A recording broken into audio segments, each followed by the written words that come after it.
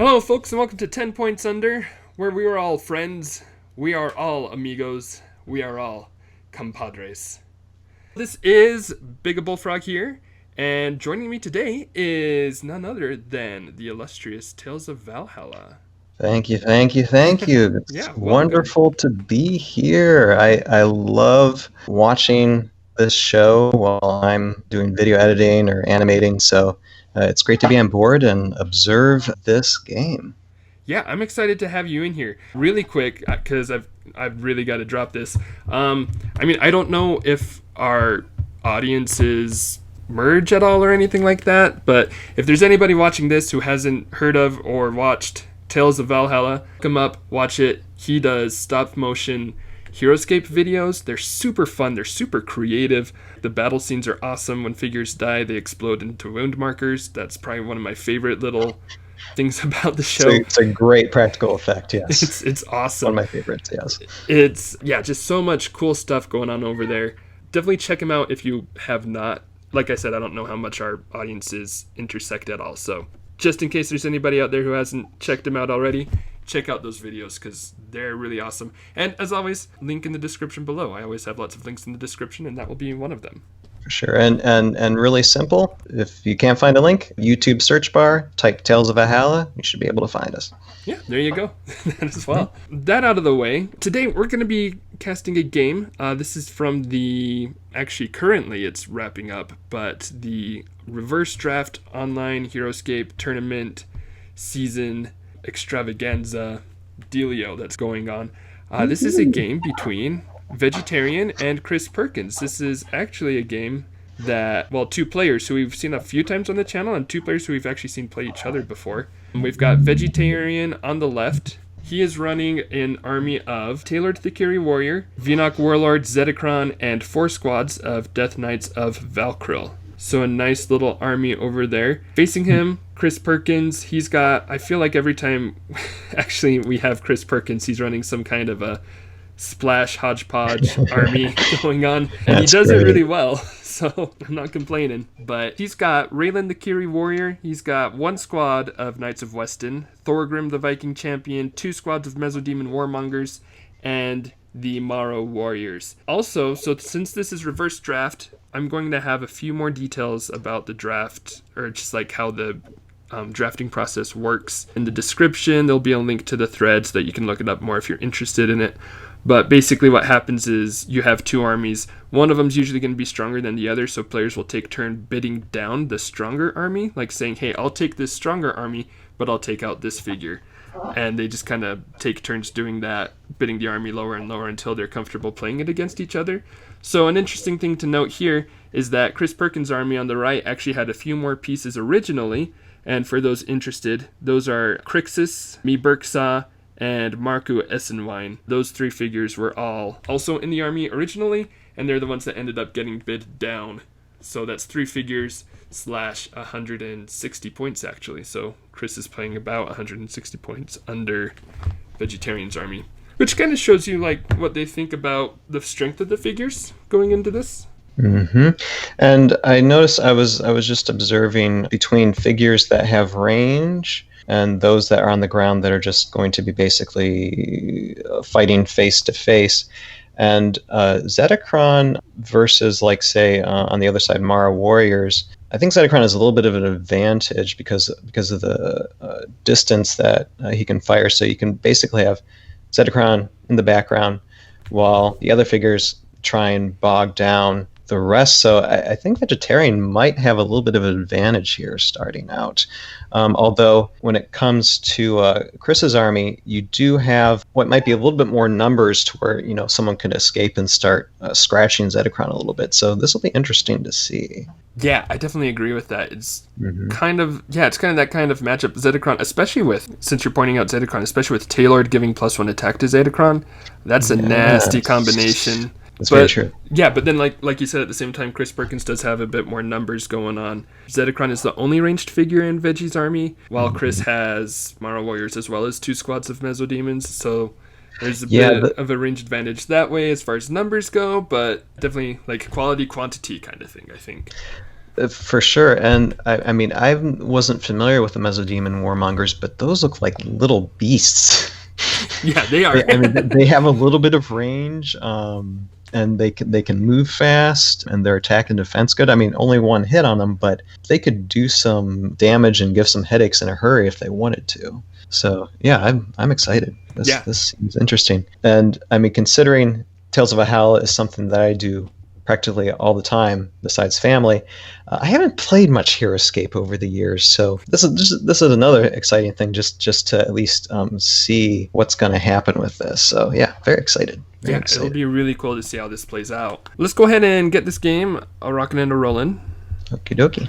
And we'll see how things start out. We've got Vegetarian taking the initiative.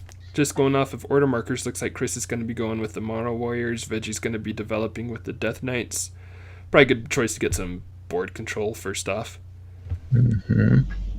Yeah, the initiative is always so important, especially at the beginning. Mm-hmm. As long as you get yourself set up, and that will basically dictate what the person in second does.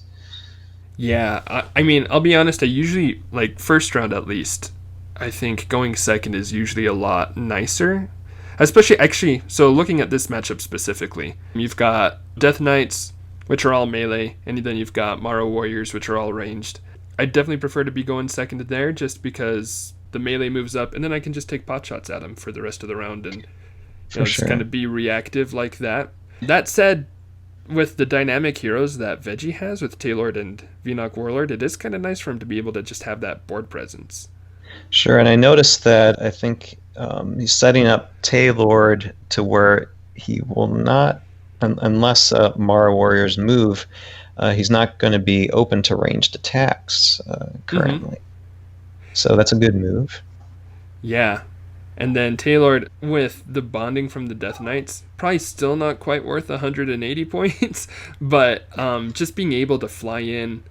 Because, I mean, the thing about Mara Warriors, they're cheap. They're, like, ridiculously good for their points. But you still don't want to lose them, and having Taylord being able to fly in and counterattack somebody who, shoots up, that's going to be 2 attack and 4 defense. So, yeah, it's not great odds. I was just thinking, I'm very novice about this, but we got, 3 or 4 Mara Warriors, right? Yeah, 4 Mara Warriors.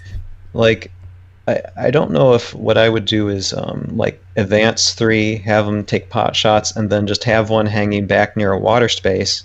So that way there's an opportunity to maybe bring back 1 or 2 when you're losing them.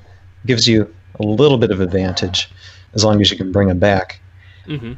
I mean, at least that would be probably what I'm thinking at the moment. Although, like I said, novice player here. I'm just thinking what I know about the Mara Warriors. Yeah, I think that's spot on. You definitely want to be able to have them freed up and being able to do their thing. I think that's why, I mean, Mara Warriors versus Death Knights, they would love that matchup because Death Knights, that's only a 2-man squad.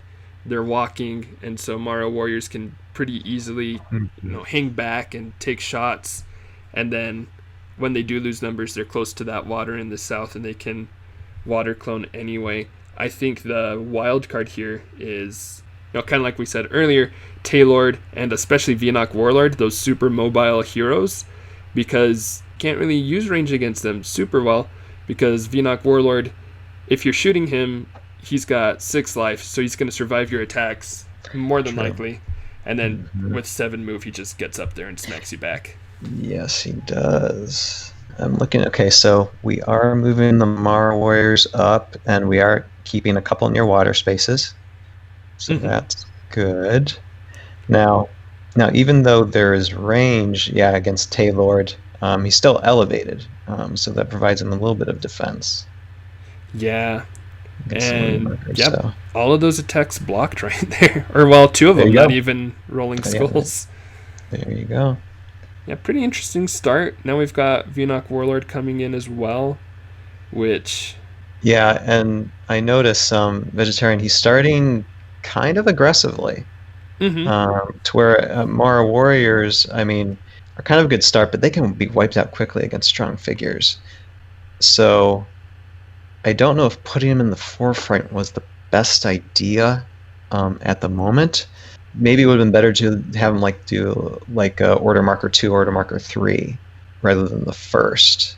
But I guess we'll see. Right, yeah, that can...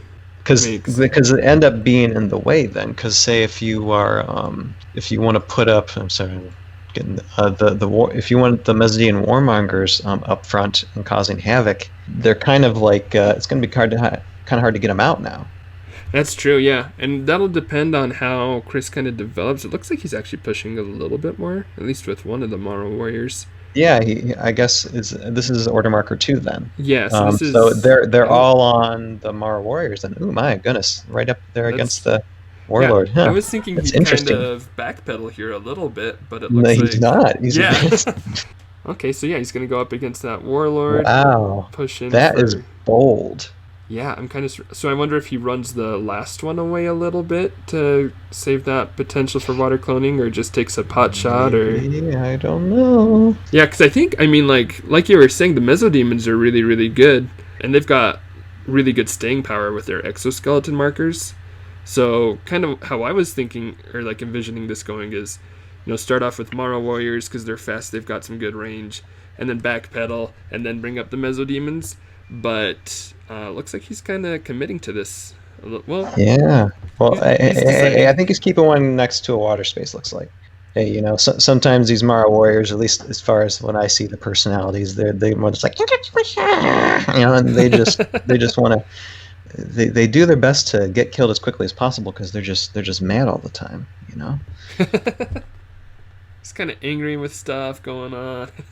Oh, and when these guys get wiped out, I have to do some type of death voice for them for each one. There you go, yeah. As soon as they die, so you get some voice acting here on the show because most of the Morrows were voiced by yours truly for Tales of Valhalla. So, nice. So keep that in mind anytime in the future. If we do any more of these episodes, that if there are Morrow around, I'm your guy for death effects for sure.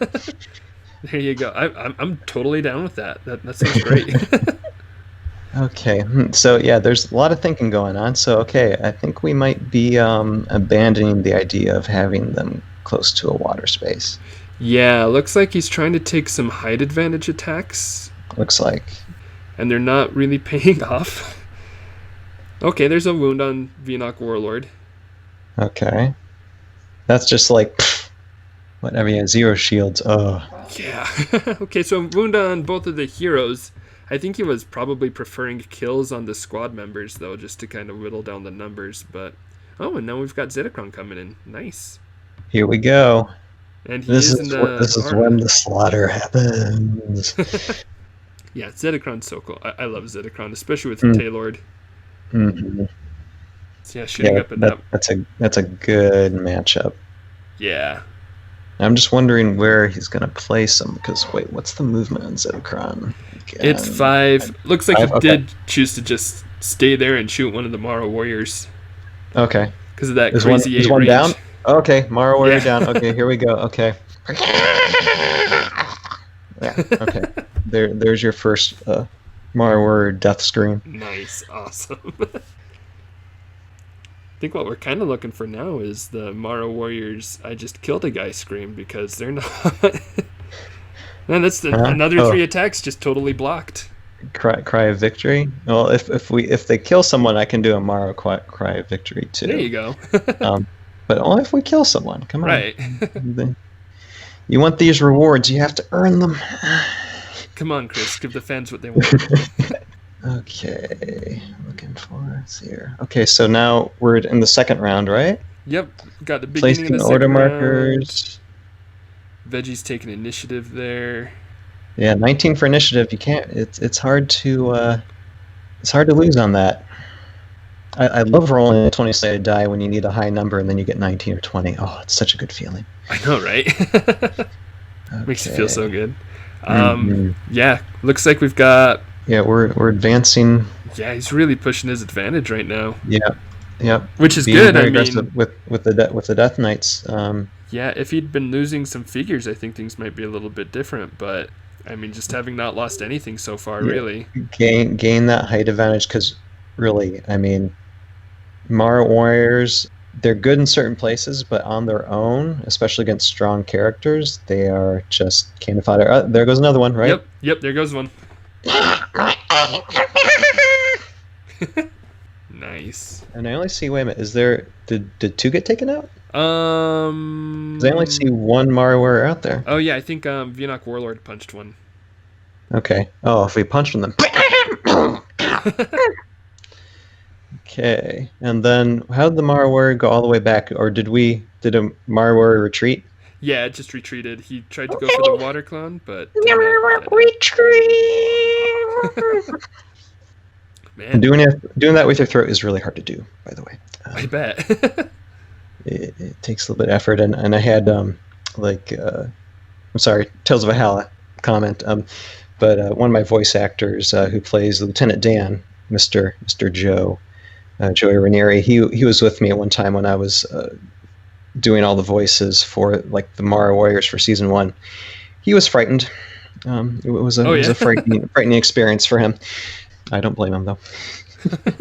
Because he had no idea what these characters were or what they were about, so he just sees me in front of a microphone doing that type of thing and just like, yeah, Ryan, I just don't I don't know any more about you. But he does a great job with the character of Lieutenant Dan, though. Awesome job.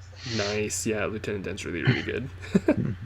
Okay, so we're just in retreat mode here for Mr. Chris. He's being backed up against a wall. That does not bode well. I think the strategy that I was thinking from the beginning when it comes to vegetarian, it seems to be kind of what he's doing practically. Yeah, he's got Zedekron on a really good spot now where he can just shoot at Raylan, and Chris doesn't have a really good answer to that.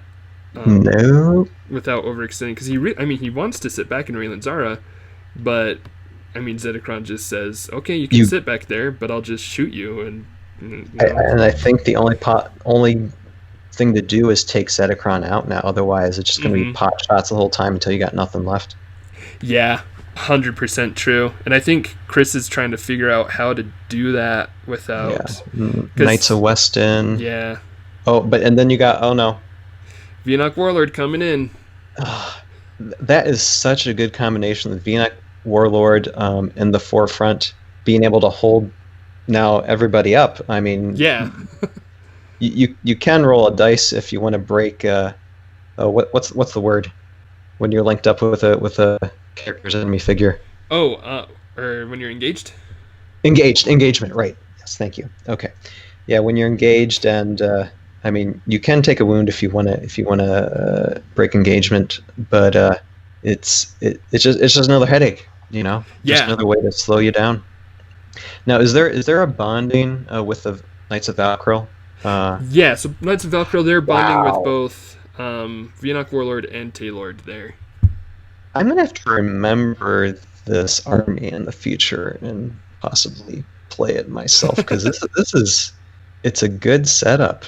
It's a very good setup, and the thing that I think the Mesodemon Warmongers, they should have been played long before this, I think, and it might have made a little bit of a difference if they got into the fray early. Yeah, I think it's just coming back to Zedekron, because if the Death Knights had been walking up to him, then saving the Mesodemons for later is totally fine, but where you need a little bit more of an offensive push, Mesodemons are a bit hardier, especially with Raylan giving them plus defense and their exoskeletons. That really helps them to be able to stay in the fight.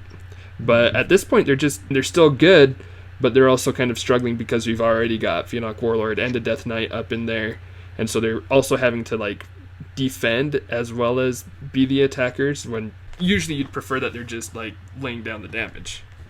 I just see this going downhill very, very quickly. But what I'm looking for too, if there's a way to rebound for Chris, I'm hoping so. I want to see if there's a way strategically to get around this, but I don't know. Raylan's shielding helps, her shield aurora helps, but this situation, I just think you got too many strong characters against that possibility for protection. Yeah, I think it's really interesting of a matchup, and that's kind of why I like Reverse Draft. I do think that Chris's army started off stronger, and then, like we said at the Yeah. beginning, he dropped some figures. Still had a really strong army. I mean, Raylan, Mesodemons, Knights, Mara Warriors, those are all really, really good figures. But Yes. the combination, and I mean, like, honestly, usually Death Knight armies, those are usually pretty weak. But the matchup that Veggie's been able to pull off here has been really paying off for him. It has, and just the way strategically he started.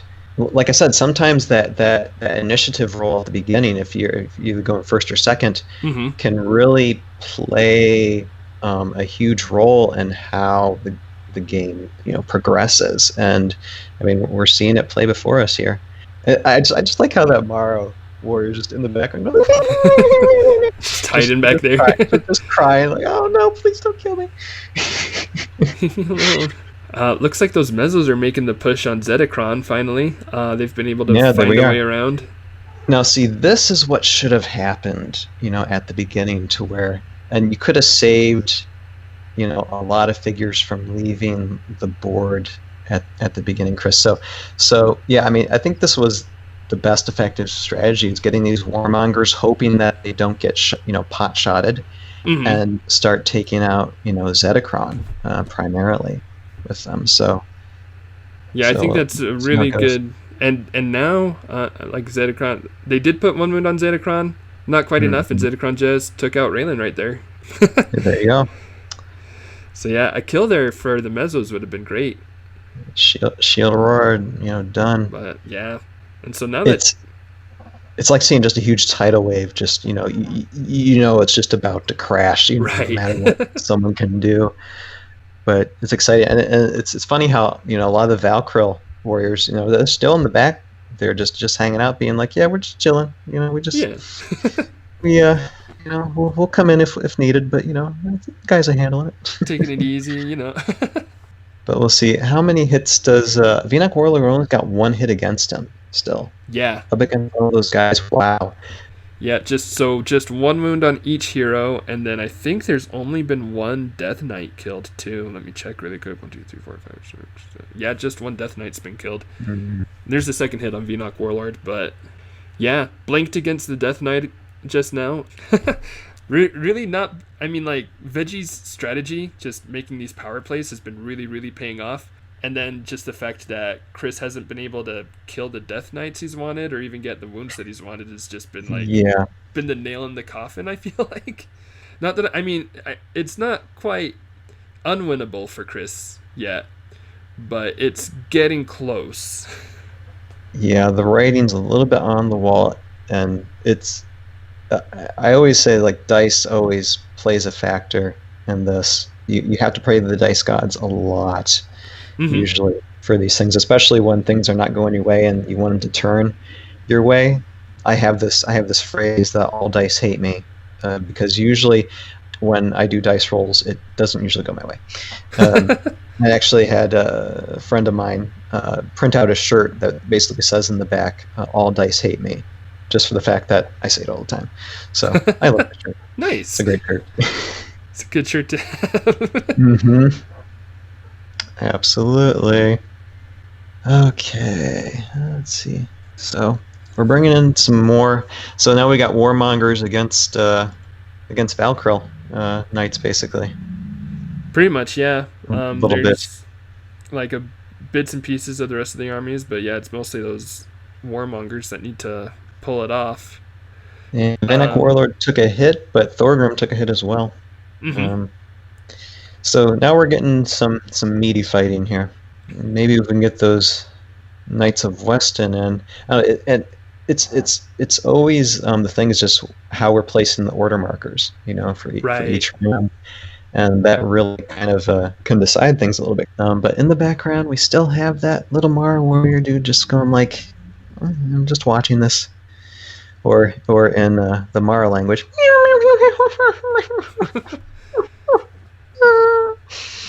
Please don't kill me.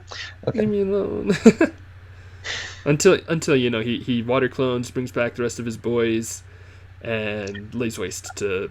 Yeah, I don't see. There's going to be no cry of victory today. I don't think so. I don't think Yeah, there's it gonna be a doesn't cry of seem victory like. today. I mean, there's there's a possibility, but yeah, it's not. I think odds are definitely against that. Yeah. Needs to move to a water space, but yeah, don't Needs see to that happening. Melt some of that ice, turn it into water. Yeah, and throughout this whole time, I mean, the main goal isn't happening. It's getting after Zedekron and then Taylord. And if we're just messing around with Venek Warlord, I don't know how that's going to happen. Oh, Taylord made flied into the fray. Yeah, flying over so he can get his Zara boosting those Death Knights. Taking That's another bold. exoskeleton off. Man, Chris just rolling like 0s and 1s with his dice, and Veggie rolling lots of attack with Taylord in play. So the dice gods are only on one person's side. Yeah. So it looks, and now all of the exos are gone. So from here on out, when mesos take hits, they're dead. Yikes. But there's a nice average attack roll, and it's blocked.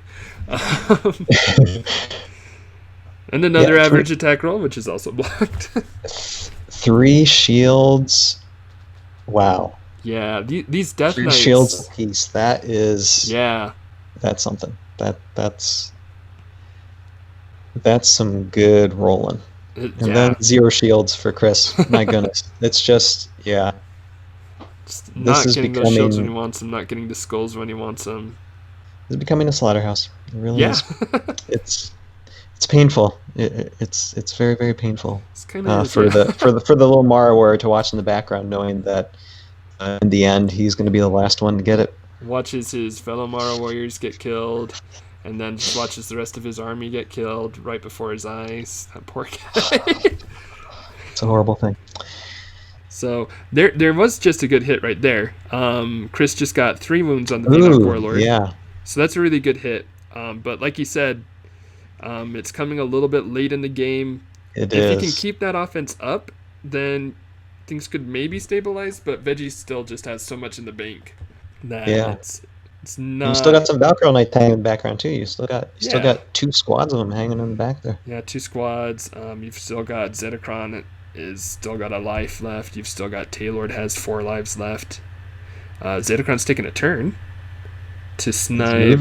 Ooh, I wonder who he's taking a shot at. If that's going to be... Yep, the Mara Warrior to keep... Oh, wow. Okay, I guess he wants to hear that last sound effect. All right. Did we get a hit? Nope, 2 shields. Wow. Yeah, 2 shields. Nice that block. Maro There dodged you go. it.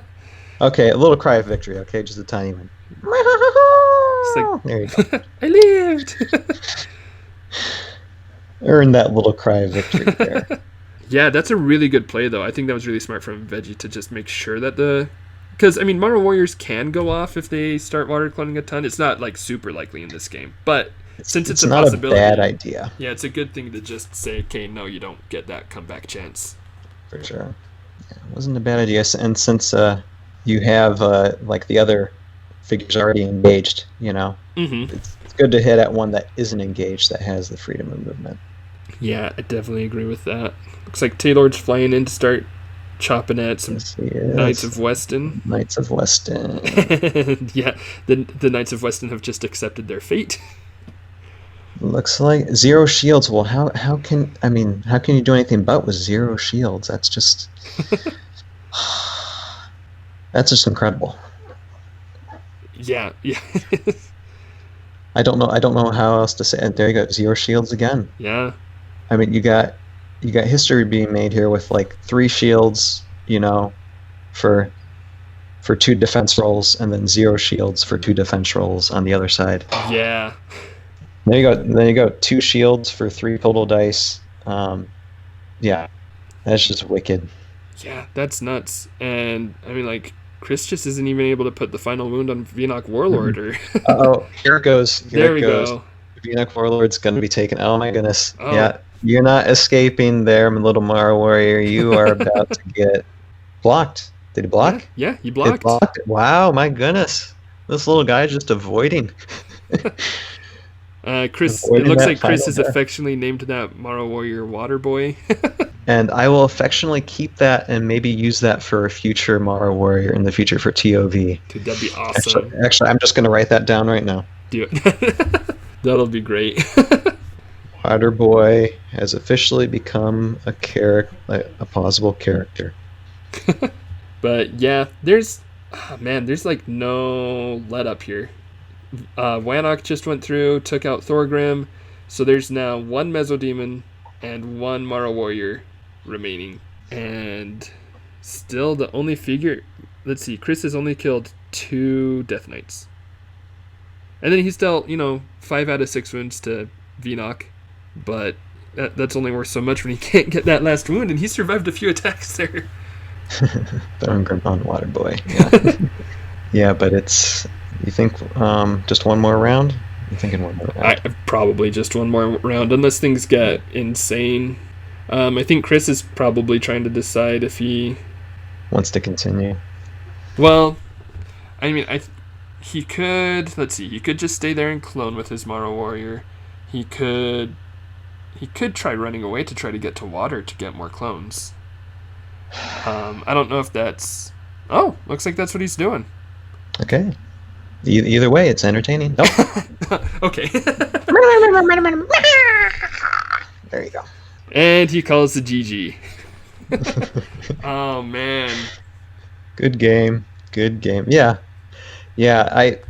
When I was able to read the field and the miniatures, and I called it at the beginning, to where if Zetacron was allowed to be given that advantage to where it could just start taking pot shots along with the other figures linked up to it, it was potentially going to be a slaughter, and that's pretty much what happened. I'm glad I'm still able to read this type of stuff.